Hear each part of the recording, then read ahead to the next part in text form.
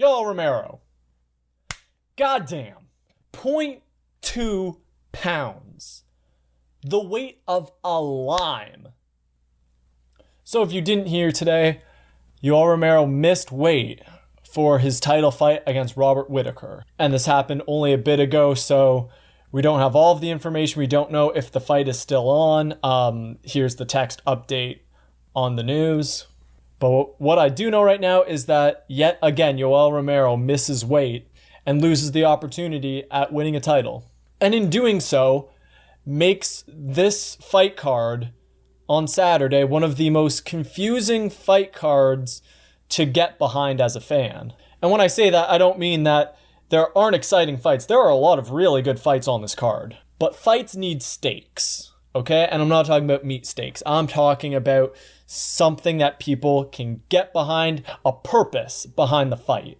You look at this main event between Robert Whittaker and Yoel Romero, there's no title on the line. Robert Whittaker could lose this fight, and he would still be champion. And if you're wondering, where does that sound familiar? Anderson Silva versus Travis Lutter. The same happened there, except Anderson Silva destroyed Lutter. So it didn't really end up mattering at the end of the day. But for Robert Whittaker, this really sucks because this was his chance to really win the middleweight title. And let's just talk about the middleweight division because this is messed up. If you look at the last couple of title fights for the middleweight division, let's go to the last one. Yoel Romero against Luke Rockhold for the interim championship. Yoel Romero misses weight, knocks out Luke Rockhold. No title is won. Okay. Let's go back another one. Michael Bisping and Georges St. Pierre. Georges St. Pierre wins the title after not having ever fought at middleweight, and then vacates the title. Okay, so no real purpose behind that fight. Let's go to the one before that, and it's Michael Bisping against Dan Henderson, and Dan Henderson is like the 8th, 9th ranked in the division. The division is stacked, and yet you have this grudge match for a fight that happened at UFC 100, and Dan Henderson for no reason should be fighting Michael Bisping. You go to the fight before that, and Michael Bisping gets thrown into a fight with Luke Rockhold on no time notice, and he knocks Luke Rockhold out. In such a stacked division, there has been no planning, no order, nothing that people can really get behind.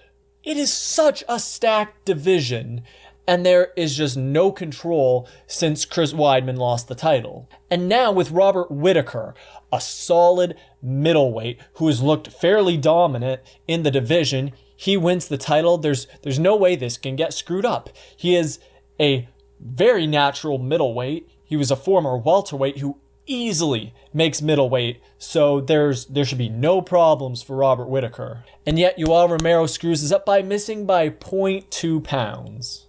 And let's go to the other fights on this card. What's the co-main event? Oh, an interim title fight that doesn't need to happen. The fight itself is good, so the fight should happen. But the fact that it's for an interim title is ludicrous.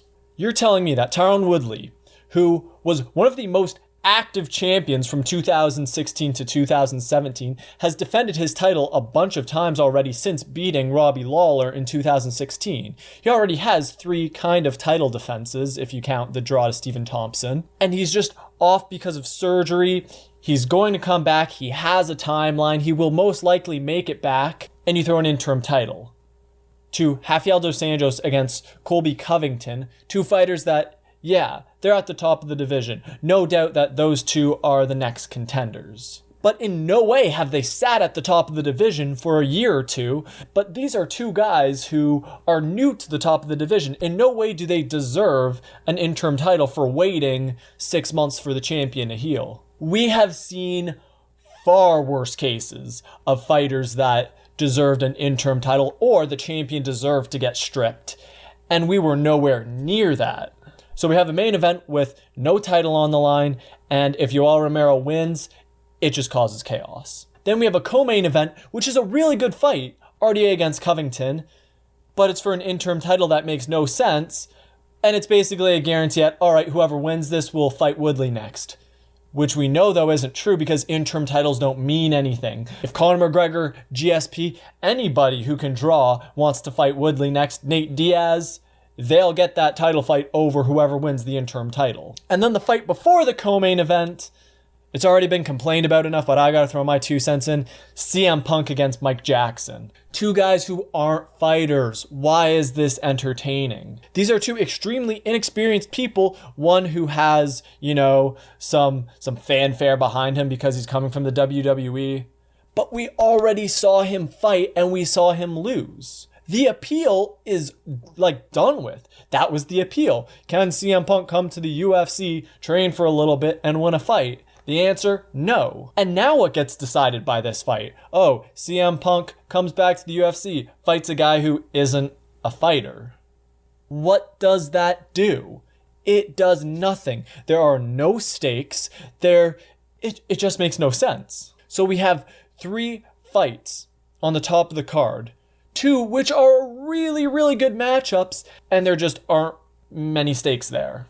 The interim title is worthless. The welterweight division right now is in a mess because Nate Diaz, Conor McGregor, George St. Pierre could easily just fill in that slot. Woodley is being dicked around by the UFC just for having an injury after already defending his title 3 times. And the middleweight division is just a mess. It's just awful. And that's the problem with a lot of divisions right now. You look at the lightweight division. That's a mess. That is one of the messiest divisions in the sport. You have Khabib, who's champion by defeating Al Iaquinta, but then Tony Ferguson, who's a top fighter, and Conor McGregor just lost his title after not losing. Tony Ferguson was stripped of his interim title. Now you have the welterweight division, which is going to have an interim champion, even though the champion can probably fight in another couple of months. Oh, but what happens if the interim title winner gets injured? Then Tyron Woodley fights somebody else, and then if they win, then they have a title, but then there's also the interim title winner. So now you have 3 guys at the top of the division. And now with middleweight, you could have Yoel Romero win, but not be the champion. So the champion, Robert Whittaker, in his first title defense, he has not fought for the UFC middleweight title. He will be the champion and will have lost to somebody at middleweight in his last fight.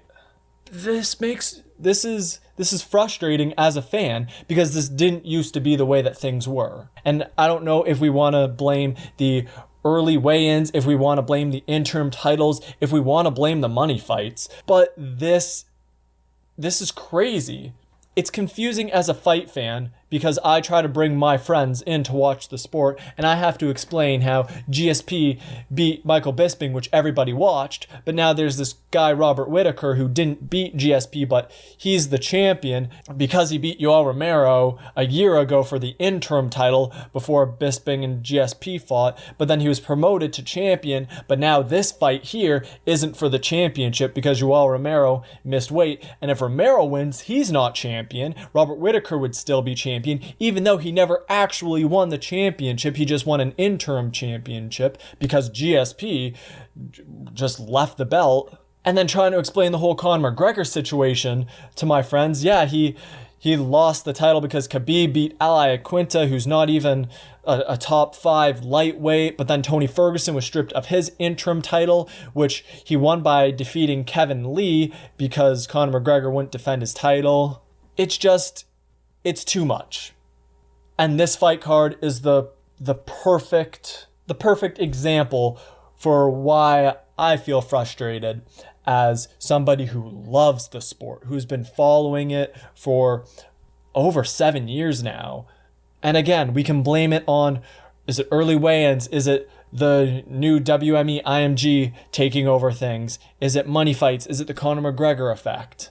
I don't know what to blame it on, and I'm not bringing forth any solutions to solve things. But all I know is that as a journalist, as a fan, as somebody who puts time into this sport, that this is the type of thing that it just makes me lose interest. I don't know. What do you think? Am I taking this too far? Am I taking the whole Yoel Romero missing weight by 0.2 pounds? Am I taking this overboard? Or am I right to have this be the tipping point of frustration from the UFC? Let me know what you think. Hopefully I'm not in the minority here. I do think that a lot of people are frustrated and kind of just losing interest in the sport. Thank you so much for watching. I am going to watch this pay-per-view. I'm going to be reacting live to it on YouTube, so subscribe to the channel. And when the fights start, probably just watch the top 3 fights. I'll go live on YouTube reacting to the fights. So if you're watching the fights, you don't have anybody to watch the fights with, and you want some, I don't know, I guess educated commentary, then you can watch me react to the fights. It's a good time. I've been doing this for a while now, and usually people have fun. So thanks for watching. Again, comment down below, what do you think of Yoel Romero missing weight, and do you have the same frustrations at the UFC that I have? Let me remind you, Yoel Romero missed by a lime.